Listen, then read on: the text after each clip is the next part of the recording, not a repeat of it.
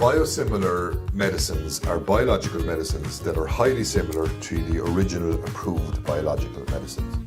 The difference is they are much cheaper, and in a recent IPU study, they reckon that there's over €300 million available in savings over 3 years. A simple example would be the drug Enbrel, which is used to treat arthritis.